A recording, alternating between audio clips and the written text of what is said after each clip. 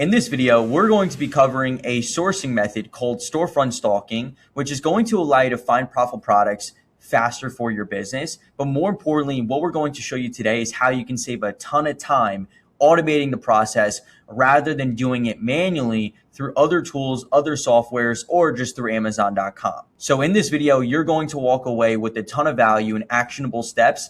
That way you can start finding more profitable products for your Amazon business. Now, just a quick high-level overview of what storefront stalking actually is if you're not familiar with this sourcing strategy. Storefront stalking is when you're looking at another seller's public Amazon storefront to see everything that they sell and then using that list as your sourcing roadmap. Now, here's the logic that makes it work. Every product sitting on a competitor's storefront is a product that they've already vetted. They picked it, they bought it, they're actively selling it right now. Someone else spent the money already and took the risk to prove that that product actually is worth selling on Amazon. So instead of guessing what you might sell, you're just simply reverse engineering a catalog that is already proven in the Amazon market. And that is the whole edge. It's lower risk because the track record already exists in someone else's account. So let's jump into third-party profits to see exactly how you can implement this sourcing strategy into your business to find your next profitable products to sell on Amazon. And to clarify, if you're watching this video and you don't yet have suppliers integrated within the software or wholesale accounts opened, that would truly be step number one, is that you need to get access to products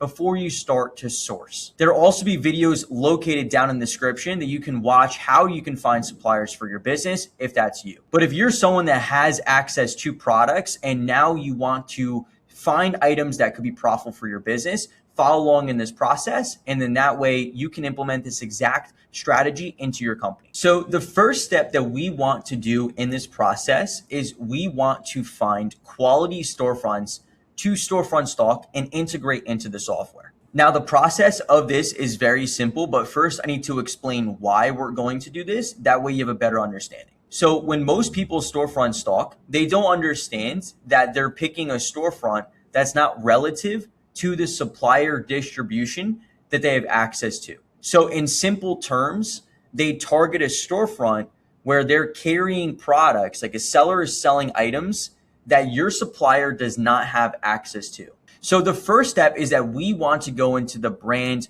research tool because we want to target brands that our supplier carries. Now, there's a few different ways that you can accomplish this. The first is on your supplier price list. They might have a column like I do where it says brands. They also might have brands on their portal or their website that you can simply copy and paste. Or they might have brands on their portal or their website where you can copy. And if you don't have either of those options, I would recommend to reach out to support for your wholesaler or distributor and ask them if they have a list of the brands that they distribute. Now, once you have a list of the brands like I do right now, copy these brands within Google Sheets. I can select this and then I can copy all of the values within this column. And now we're going to click on bulk search within the brand research and then just paste those brands inside the software just like this. Now, once they're pasted, hit apply. And now the software is going to provide us with information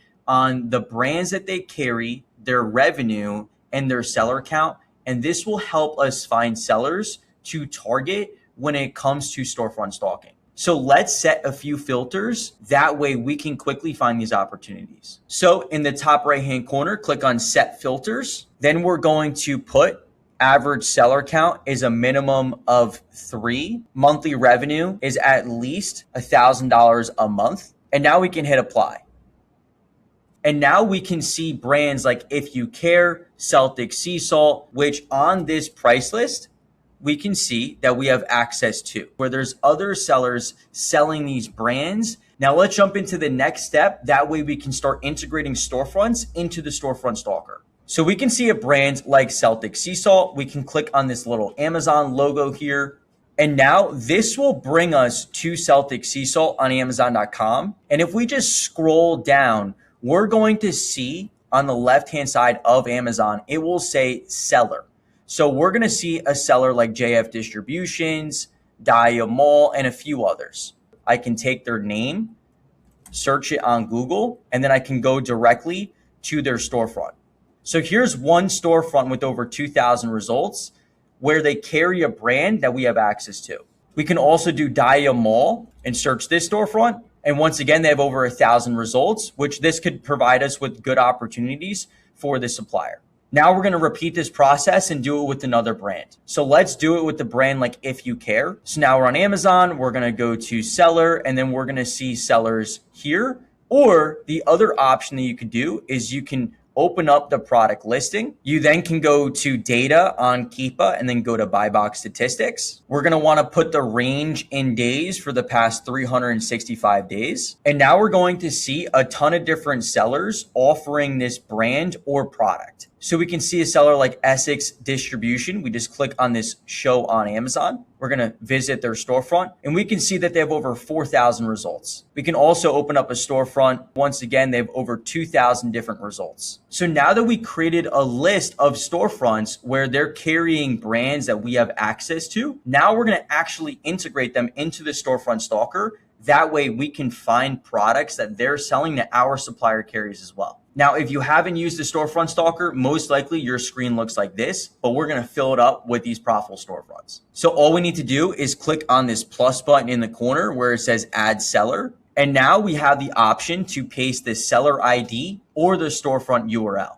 Now, when you're integrating a storefront into the software, you want to make sure that you see the products that are listed just like this. And now what I can do is I can just copy the URL up top of this seller. And now all I need to do is paste this storefront URL into the system and then hit submit. Now the software is going to be integrating that storefront and then finding supplier matches for us. So we can see that we just went from a storefront here with over 2,000 results to then it's spitting out exactly what products that they sell that our suppliers also carry and whether or not those items are profitable. Now, before we even start sourcing through this list of products, we now also want to continue to integrate more storefronts into the system. So we have this other storefront, Essex Distribution. Once again, we're going to copy their storefront. We're going to go into the plus button and then paste the URL. Once again, it's finding supplier matches. And then once again, we're going to repeat this process for the other storefronts that we found. So now we have JF Distributions, go back into Storefront Stalker, paste their storefront, and then hit submit. And we'll do one more storefront as well that we pulled up, which was here. Go back to Storefront Stalker and then paste the storefront in. Now, at any time, if you want to delete a storefront, all you have to do is go to Stalk Sellers, and then you can just click on this trash can here. This will also show you the sellers' names that you've integrated into the software platform. And we can see with this exact strategy, we have made tons of matches where there's products that these sellers are selling where my supplier also has access to these brands or items. And now we want to go through the process of actually sourcing through these products. That way we can find opportunities faster for our business. Now, the first filter that I would recommend to set will be a profit per sale. We're going to go anything greater than $1.50 after all expenses. We're also going to put the latest new offer count to greater than 4. We want to find products where the profit margin is greater than 10%. We also want to remove any items where we are hard gated on the product. So we'll only want to click on approval likely and approval required because maybe some items are low, cheap, ungate quantities that you could actually sell for your business. We also want to set a rank filter anywhere between 1 to 200,000. The in-stock Amazon percentage, which will allow us to see whether or not Amazon is dominating a product. We will want to put a maximum of 40%. And lastly, we're going to put the buy box availability greater than 80%. This will allow us to remove listings where they are suppressed, meaning that most likely it's an item that we would want to avoid. And the last filter that you would want to set if you want to target all the products that your supplier carries is filter down by the supplier is not empty. That will remove any product where we didn't automate the match for you. Now we have a list of nearly $400,000 in revenue where other sellers have found these product opportunities. Some of them will work, some of them will suck, and we'll just move on just like any other sourcing strategy. But from this point, this is where the magic happens. Now, personally for me, when I'm sourcing, I like to start from the lowest profit per sale to the highest. Now, the reason why is because that's going to help me find true profitable products faster rather than looking at margins on items that are 30, 40% when in reality, most likely, there's something going on with the item where you would want to actually avoid it. Now, here is the first product that we're going to be looking at, which is going to be our Cento red wine vinegar item here. We can see that our cost is $4.26 after all expenses, including our cost of goods, our shipping, and our prep to get us to an estimated net profit of nearly $2. So let's click on this item. And now we're just going to paste that cost into a profit calculator to quickly analyze whether or not that item actually makes sense. So we can see that the profit's actually higher than what we estimated. The price that we pulled in here was at $13.99. $13.99, we can see it's a $2 profit, 14%. Now, let's say that this is an item that I'm interested in, but since I'm gated on it right now, I want to revisit it in the future. What you could do is you can click on Track ASIN, click on Confirm Data is Correct. We're going to set a rule where if the product restriction changes to approval likely, you want to be notified immediately.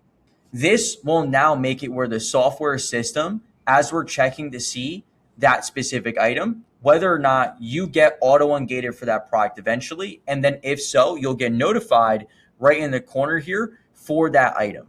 If you're not yet a user of third-party profits, you're missing out on a ton of opportunity for your business. From finding profitable suppliers to finding quality brands to work with to finding profitable products, building out purchase orders, restocking your inventory, you can manage your entire company, whether you're starting your company or looking to scale and take it to the next level under one roof. That's exactly how we manage and operate our Amazon wholesale company. So click the link down below, try it out for yourself, or book a demo call with their team to see if it's the right fit.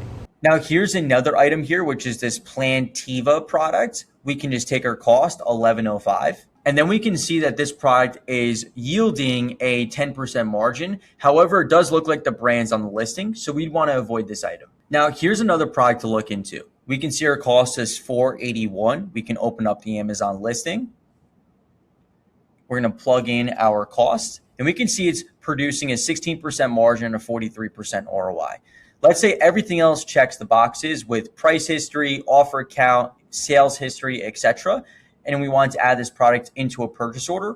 All you would have to do from here is click on Add to PO, confirm data is correct, put in the quantity that you're interested in buying. So let's say 12 units, and let's negotiate a discount. That way we can get better pricing on the product. Now, here's another item that we just found, which is a Sweet Baby Ray's Kickin' Bourbon Marinade Sauce. Now, we just open up the listing here. We can see there's 200 plus bought in the past month. Our cost is $4.58 after all expenses. And then we can see the price history is pretty stable on the item as well. Now, however, we can see that we do need approval to sell the item. And from this point, we can make two different decisions. We can either track the product and get notified in the future if it becomes ungated. You can add to a purchase order and put it onto your purchase order workflow. That way it's saved there, and then you can always just see it time and time again. For this example, we're going to add it into a purchase order because it does look like a pretty solid item. And if the ungate quantity isn't too high and you're purchasing from an authorized distributor, that could be an opportunity to get ungated. We're going to click on Confirm Data is Correct. Then it's going to select the supplier for us. We're going to put in the unit quantity. So let's say that we want to test 24 sellable units. Since it's selling as a 2-pack, 48 divided by 2 equals 24 sellable units. And then we're going to put a discount in at 10% and then create an add to PO. Now, you just want to follow this process over and over and over again to find profitable products, build purchase orders, and build a flywheel of items that look good even if you can't sell them today. And now if we go from the storefront stalker into the working purchase orders, this is where you'll be able to see the items that you are adding into the software system for items that you're interested in purchasing for your business. Now, after you found profitable products from this sourcing method, all you have to do to send this purchase order to your supplier is select the items that you're interested in. So we can select the product right here with the checkbox. Then we want to click on submit. And from this point, we can download this Excel file. And then we can send this file directly to the supplier from the software system without having to use any Google Sheets in this entire process. We hope you guys enjoyed the video. And if you have any questions, feel free to leave a comment down below. If you're not yet a user of Third-Party Profits, we definitely recommend to check it out to see how we can help you grow your business. As you can see, there's a ton of value here as a workflow of different sourcing methods, purchase orders, restocking, and more within our tool. And if you're not a subscriber on YouTube, we recommend to consider clicking the button. That way, any new video that we post, you can watch and engage with to see how you can continue to grow your business. So hope you guys enjoyed the video, and we'll see you on the next one.